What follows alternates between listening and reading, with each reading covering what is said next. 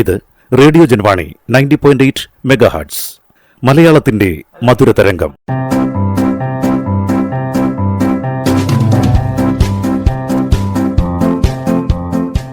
ഇപ്പോൾ വാരാന്ത്യ ലോക വൃത്താന്തം കേൾക്കാം. പ്രൊഫസർ ജെ ജേക്കബ് അവതരിപ്പിക്കുന്നു.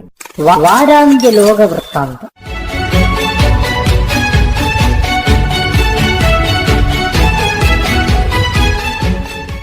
എല്ലാ മാന്യ ശ്രോതാക്കൾക്കും ലോകവൃത്താന്തത്തിലേക്ക് സ്വാഗതം.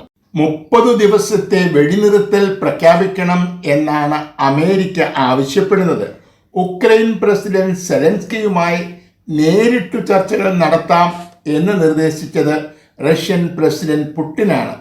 ചർച്ചകളിൽ പങ്കെടുക്കാൻ അമേരിക്കൻ പ്രസിഡന്റ് ഡൊണാൾഡ് ട്രംപും താൽപ്പര്യം പ്രകടിപ്പിച്ചിരുന്നു. പുടിൻ നിർദ്ദേശിച്ചതനുസരിച്ച് ചർച്ചകൾക്ക് തയ്യാറായി സെലൻസ്കി ഇസ്താംബൂളിൽ എത്തി. അവസാന നിമിഷം ചർച്ചകളിൽ പങ്കെടുക്കേണ്ട എന്ന് അമേരിക്കൻ പ്രസിഡന്റ് ഡൊണാൾഡ് ട്രംപും റഷ്യൻ പ്രസിഡന്റ് പുടിനും തീരുമാനിച്ചു. തന്മൂലം സെലൻസ്കി ചർച്ചകളിൽ പങ്കെടുത്തില്ല. ഉക്രൈനിൻ്റെയും റഷ്യയുടെയും പ്രതിനിധികളാണ് വ്യാഴാഴ്ച നടന്ന ചർച്ചകളിൽ പങ്കെടുത്തത്. വെടിനിർത്തൽ പ്രഖ്യാപനം ഉണ്ടായില്ല. തീരുമാനം എടുക്കേണ്ടവർ പങ്കെടുക്കാതെ ചർച്ചകൾ വിജയിക്കില്ല എന്ന് നേരത്തെ തന്നെ സെലൻസ്കി പ്രവചിച്ചിരുന്നതാണ്. പ്രസിഡന്റ് ട്രംപും പുടിനും ഒരുമിച്ച് വിചാരിക്കാതെ വെടിനിർത്തൽ ഉണ്ടാവില്ല എന്നാണ് പലരും ചൂണ്ടിക്കാട്ടുന്നത്.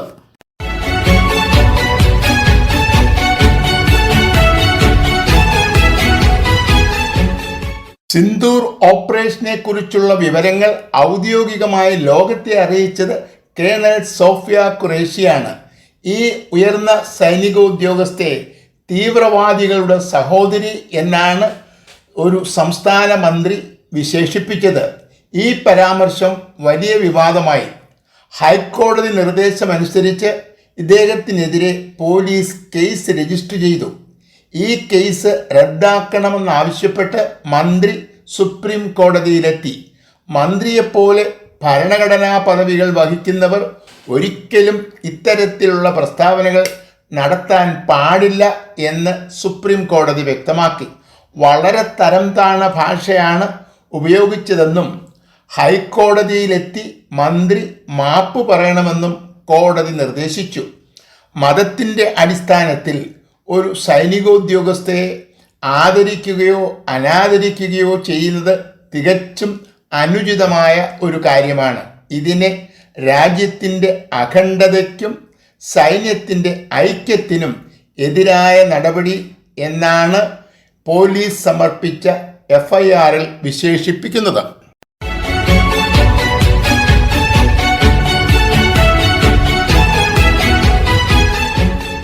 അമേരിക്കൻ പ്രസിഡന്റ് ഡൊണാൾഡ് ട്രംപ് മധ്യേഷ്യ സന്ദർശനം പൂർത്തിയാക്കി അമേരിക്കയിലേക്ക് മടങ്ങി. Saudi Arabia, Qatar, United Arab Emirates തുടങ്ങിയ 3 ധനിക രാഷ്ട്രങ്ങളാണ് സന്ദർശിച്ചത്. സന്ദർശന വേളയിൽ വലിയ ആയുധ വിൽപ്പനയ്ക്കുള്ള കരാറുകൾ ഒപ്പുവെച്ചു.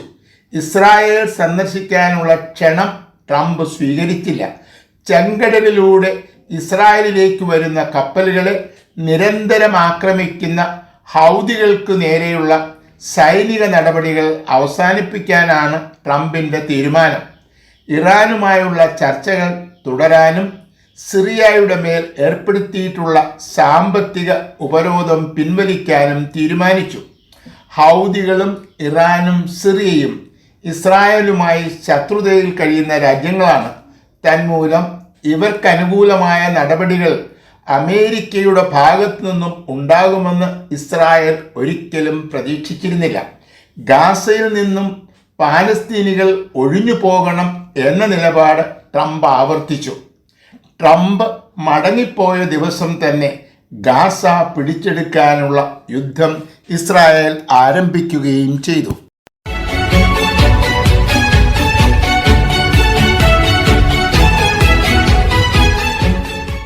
ചർച്ചകൾ വേഗത്തിലാക്കിയില്ലെങ്കിൽ ഇറാന് ഗുരുതരമായ പ്രത്യാഘാതങ്ങൾ നേരിടേണ്ടി വരും എന്ന ഭീഷണി മുഴക്കിക്കൊണ്ടാണ് അമേരിക്കൻ പ്രസിഡന്റ് മധ്യേഷ്യ സന്ദർശനം അവസാനിപ്പിച്ചത്.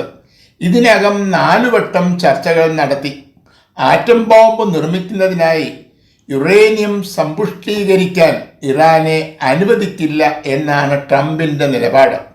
സമാധാനപരമായ ആവശ്യങ്ങൾക്കായി ആണവശക്തി വികസിപ്പിച്ചെടുക്കാൻ തങ്ങൾക്ക് അവകാശമുണ്ട് എന്നതാണ് ഇറാന്റെ നിലപാട്. കോംപ്രിഹെൻസീവ് ജോയിന്റ് ആക്ഷൻ പ്ലാൻ എന്ന പേരിൽ ഇറാനും അമേരിക്കയും തമ്മിൽ കരാറുണ്ടാക്കിയത് 2015-ലാണ്. ഇരു രാജ്യങ്ങളും ഈ കരാറിൻ്റെ വെളിച്ചത്തിൽ സഹകരിച്ചു പ്രവർത്തിച്ചിരുന്നതാണ്. എന്നാൽ ട്രംപ് ആദ്യമായി പ്രസിഡന്റ് പദം ഏറ്റെടുത്തതിനെ തുടർന്ന് അമേരിക്ക ഈ കരാറിൽ നിന്ന് പിന്മാറുകയും ഇറാനുമേൽ സാമ്പത്തിക ഉപരോധം ഏർപ്പെടുത്തുകയും ചെയ്തു. 2ാം പ്രാവശ്യം പ്രസിഡന്റായപ്പോൾ ട്രംപ് മുൻകൈയെടുത്താണ് ചർച്ചകൾ വീണ്ടും തുടങ്ങിയത്. ഒരേ സമയം സമാധാനത്തിൻ്റെയും യുദ്ധത്തിൻ്റെയും ഭാഷയിൽ സംസാരിക്കുന്ന ട്രംപിനെ വിശ്വസിക്കാൻ ഇതുവരെ ഇറാൻ തയ്യാറായിട്ടില്ല.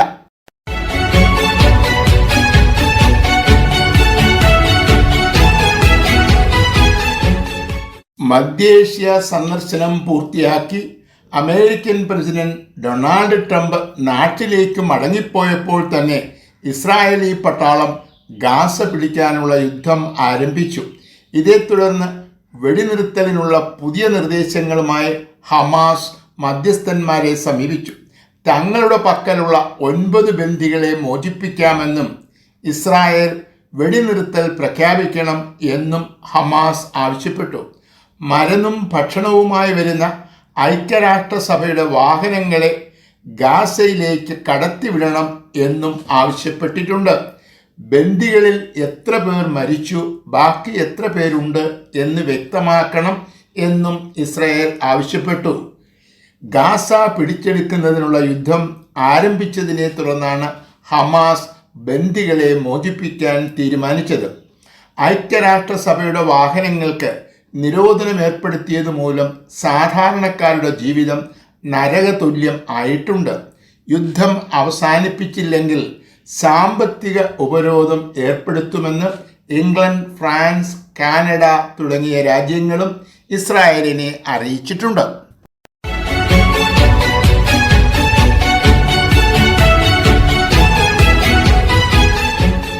ഏപ്രിൽ 22-ന് പാകിസ്ഥാൻ നടത്തിയ തീവ്രവാദി ആക്രമണത്തിനുള്ള മറുപടിയായിട്ടാണ് മെയ് 7-ന് ഇന്ത്യ ഓപ്പറേഷൻ സിന്ദൂർ ആരംഭിച്ചത്. തീവ്രവാദി കേന്ദ്രങ്ങളെ മാത്രമാണ് ഇന്ത്യ ആക്രമിച്ചത്.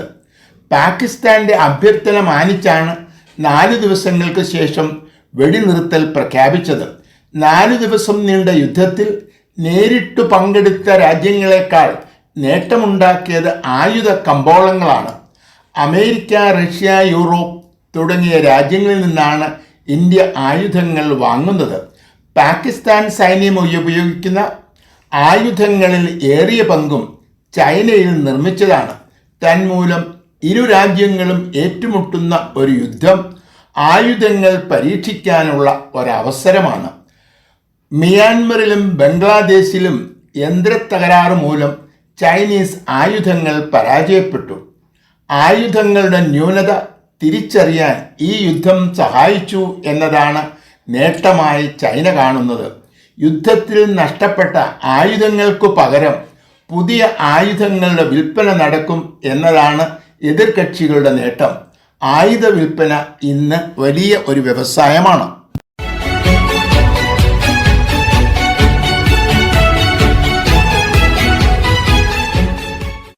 ക്യാപ്റ്റനെ ബന്ദിയാക്കിയതിനു ശേഷം മറ്റുള്ളവരെ വധിക്കുക. റഷ്യ അണികൾക്കു നൽകിയ റേഡിയോ സന്ദേശത്തിൽ ഇങ്ങനെയാണ് പറയുന്നത്. ഉക്രൈൻ സൈന്യം ഈ സന്ദേശം പിടിച്ചെടുക്കുകയും മാധ്യമങ്ങൾക്ക് നൽകുകയും ചെയ്തു.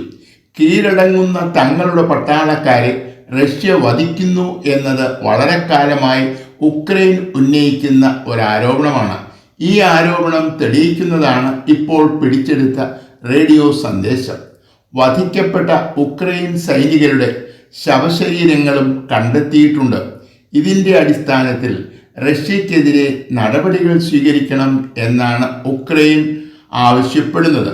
ഇതൊക്കെ നിഷേധിച്ചുകൊണ്ട് തങ്ങളുടെ സൈനികർ അന്താരാഷ്ട്ര നിയമങ്ങൾ പാലിക്കുന്നു എന്നാണ് റഷ്യയുടെ അവകാശവാദം.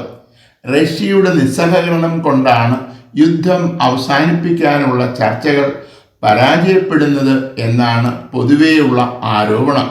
ഇസ്താംബൂളിൽ നടന്ന ചർച്ചയിൽ നിന്നും പുടിൻ അവസാന നിമിഷം ഒഴിഞ്ഞുമാറുകയും ചർച്ചയിൽ പങ്കെടുത്തവർ പുതിയ ആവശ്യങ്ങൾ ഉന്നയിക്കുകയും ചെയ്തു.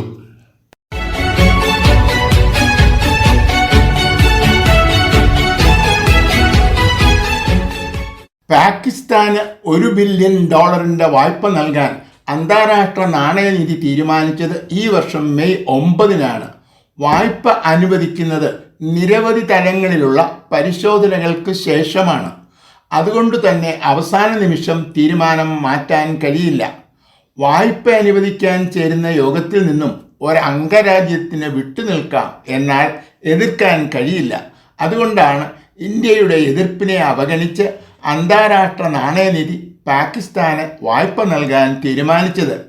ഈ വായ്പ അനുവദിച്ചു എങ്കിലും ചില വ്യവസ്ഥകൾ പാലിക്കണമെന്ന് അന്താരാഷ്ട്ര നാണയനിധി കഴിഞ്ഞ ദിവസം പാകിസ്ഥാനോട് ആവശ്യപ്പെട്ടു. വായ്പയായി ലഭിക്കുന്ന പണം ഭീകരവാദ പ്രവർത്തനങ്ങൾക്കായി ഉപയോഗിക്കും എന്നായിരുന്നു നമ്മുടെ പ്രധാന ആരോപണം.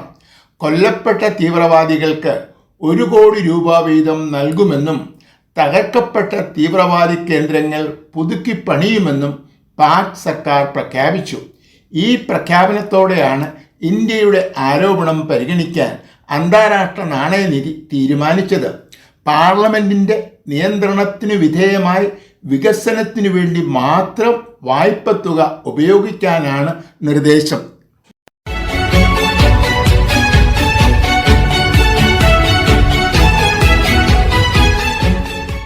ഇംഗ്ലണ്ട്, ഫ്രാൻസ് തുടങ്ങി 20 യൂറോപ്യൻ രാജ്യങ്ങളുടെ പ്രതിനിധികളടങ്ങുന്ന ഒരു സംഘം ജോർദാൻ നദിയുടെ പടിഞ്ഞാറേക്കരയിലുള്ള ജനിൻ അഭയാർത്ഥി ക്യാമ്പ് സന്ദർശിക്കാൻ എത്തിയത് ബുധനാഴ്ചയാണ്. ഇവർക്ക് മുന്നറിയിപ്പ് നൽകാനായി ഇസ്രായേലി പട്ടാളം വെടിവയ്പ് നടത്തി. നയതന്ത്ര പ്രതിനിധികൾക്കു നേരെ വെടിയുതിർത്തത് വലിയ വിമർശനത്തിന് കാരണമായി. ഇവരുടെ സന്ദർശനത്തിന് മുമ്പ് ആരംഭിച്ച യുദ്ധം നടക്കുന്ന സ്ഥലത്ത് പ്രവേശിക്കുന്നത് തടയാനാണ് വെടിയുതിർത്തത് എന്നാണ് ഇസ്രായേലിൻ്റെ വിശദീകരണം. 10 ദിവസം മുമ്പ് ഈ സന്ദർശനത്തെക്കുറിച്ച് ഇസ്രായേലിനെ അറിയിച്ചിരുന്നു എന്നാണ് പാലസ്തീൻ അതോറിറ്റി അവകാശപ്പെടുന്നത്. ഇതേക്കുറിച്ച് വിശദമായി അന്വേഷണം നടത്താൻ ഇസ്രായേൽ തീരുമാനിച്ചിട്ടുണ്ട്. ഈ വാർത്തകളും വിവാദങ്ങളും അവഗണിച്ച് ഗാസ പിടിച്ചെടുക്കാനുള്ള യുദ്ധം ഇസ്രായേൽ ഇപ്പോഴും തുടരുകയാണ്. ഗാസ പിടിച്ചെടുക്കുന്നതുവരെ യുദ്ധം അവസാനിപ്പിക്കില്ല എന്ന് ഇസ്രായേൽ പ്രധാനമന്ത്രി ബെഞ്ചമിൻ നെതന്യാഹു ബുധനാഴ്ച തന്നെ വ്യക്തമാക്കി.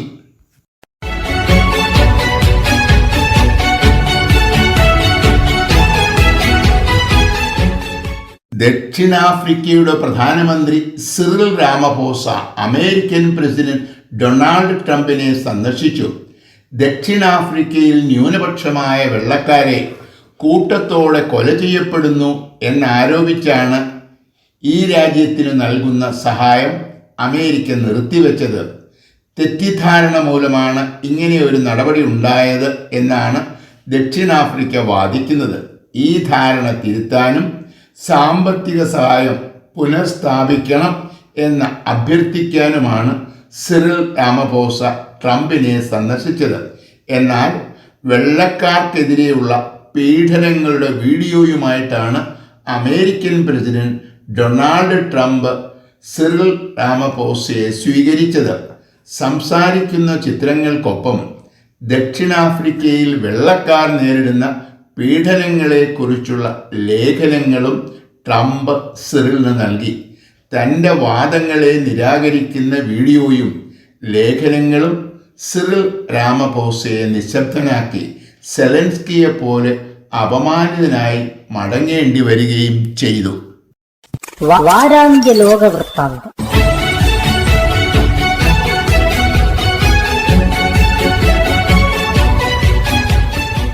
തയ്യാറാക്കി അവതരിപ്പിച്ചത് പ്രൊഫസർ ജെ ജേക്കബ്.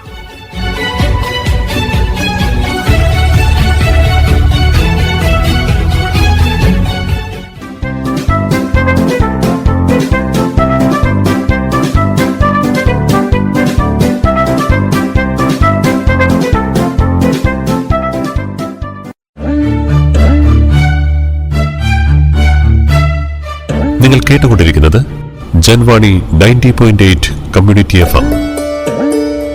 അറിയേണ്ടതും കേൾക്കേണ്ടതും മാത്രം.